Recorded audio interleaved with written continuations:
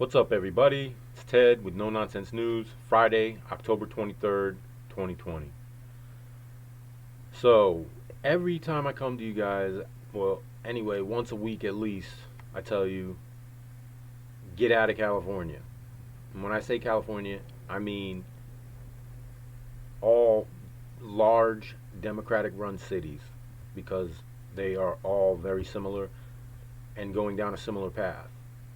But as I say that, I should tell you I am a political atheist and I am not a believer in either party. I think we need a political revolution. We need something fresh because the political system has been basically it's fallen apart. It's been taken over. We're losing control of it. So, with that being said, how liberal politics and COVID-19, high cost of living are fueling a new California exodus. Like I said, it shouldn't be new. You should be leaving California. They should be going even faster. But 200,000 more people moved out of California than moved in within the last year. And can you really blame them with ridiculous unemployment? The state is broke.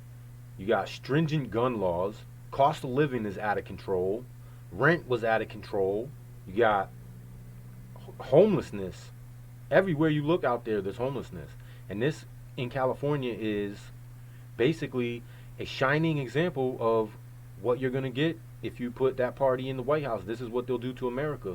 Imagine an America that looks exactly like California, right? And they're talking about giving money to more people. More people should leave. Taxes, right? They're gonna pay more money. That's where the money for them programs come from the people.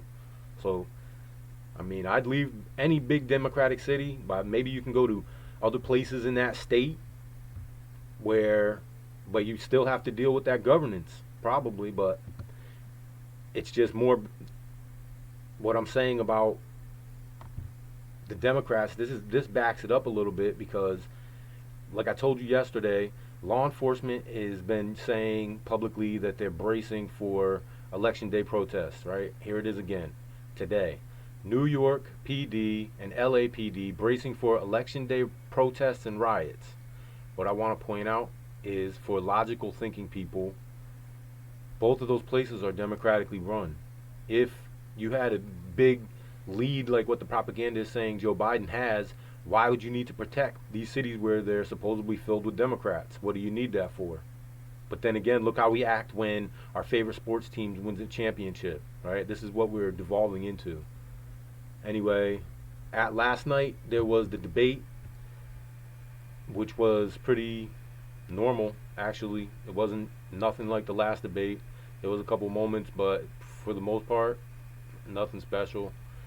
Basically, again, just throwing barbs at each other for the most part. But right after the debate, not long after the debate, China's Xi Jinping took a jab at U.S. in his Korean War commemoration.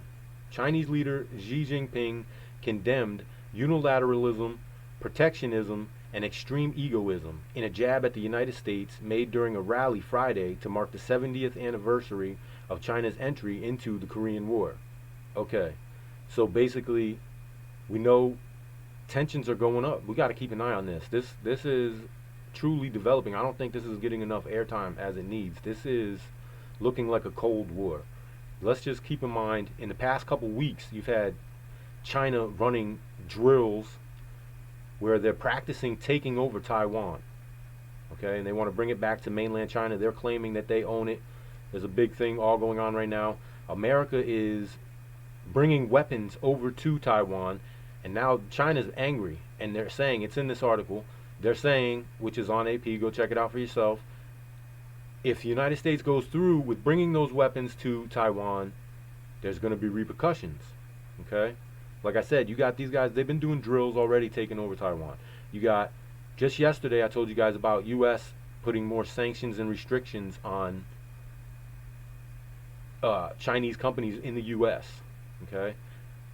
Also yesterday I told you about Putin saying, don't rule out a military team up. As of right now, it's not needed, but don't rule it out, right?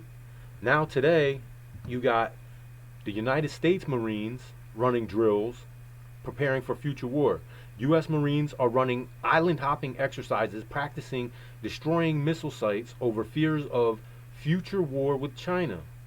So, I mean, this is basically, like I said, a Cold War. This could be incredibly important. We have to watch this. Any small incident could push this over the edge, and a lot of people unnecessarily would lose their lives over, we keep an eye on this. This is very important. I'm going to keep an eye on it for you. Keep checking me out. I'll keep letting you know about it. But it's Friday, and let's just end it on a good note. I don't know how many of you people out there are into cryptocurrencies, but PayPal is just now starting to accept them, which is actually really huge. It says PayPal finally welcomes cryptocurrencies, including Bitcoin and Ethereum. Okay. PayPal has finally decided to embrace crypto and will soon offer its U.S. customers the ability to buy, hold, sell, and use various virtual currencies, having obtained a New York license permitting it to do so. A move long anticipated by crypto enthusiasts who see an endorsement from PayPal and its sprawling digital wallet network as a means of catapulting cryptocurrencies into mainstream use. And yes, that is exactly what cryptocurrency investors like myself hope for, and it looks exactly like. First of all, they gave you a few key facts. I'm just going to give you the first two. PayPal will support 4 different cryptocurrencies: Bitcoin, Ethereum, Litecoin, Bitcoin Cash. Okay, right here, they're telling you, these 4 right here, if you don't know much about cryptocurrencies, in the next few weeks, these coins are most assuredly going to go up as PayPal starts to use them. That's a big deal. Get in now while you can, while they're cheap. Okay? This is like prepping for a financial reset, because the dollar, it's looking wobbly. When the fiat dollar dies, this will give you something for transacting in, as well as silver and gold is the same kind of idea.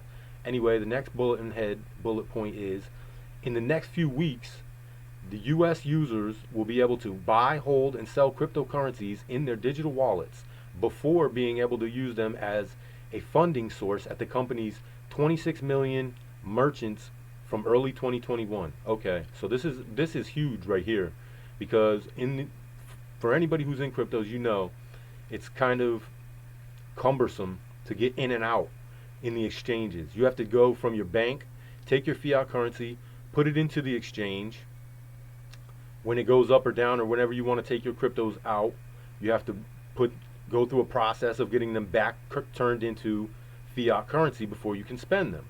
In this scenario, now that they're doing it, you'll be able to buy and hold it and sell it just like you would on something like Coinbase, which is basically what I was just referring to, because most of the other ones are even harder than that. You'd have to go to Coinbase or something like that first, turn it into one of the coins, bring it to another exchange, and use that coin as the currency. But anyway, like I said, now you'll be able to buy it, hold it, sell it right there on PayPal. It'll be just like Coinbase in that effect. But the new thing is, which makes it huge, is now you'll be able to go to any of their 26 million merchants, which is, PayPal is pretty much connected with most people, and you'll be able to use your Bitcoin or whatever cryptos now. Out of those 4 for now, it might even change. It might even be more added to the list. Who knows? But now is an opportunity to get in there while the prices are still low. Same thing with silver and gold. I say, if you got money, that's gold, but silver is the way to go right now. Silver is hugely undervalued, just like crypto is undervalued. Get into it right now while you can. That is a prep. That really is a prep for transacting in the future. That's not a shit hits the fan prep. That is a transacting in a financial collapse prep. Anyway, guys, keep prepping to whatever your means will allow you. All right? And don't forget, what goes around comes around. We're all in this together. So be kind to each other. And that's it for me for the night. And, thank you for joining me. Give me a thumbs up. Subscribe. I hope you enjoyed. Stay safe. Don't forget, I'm not trying to scare you. I'm trying to prepare you. I'll see you guys Monday.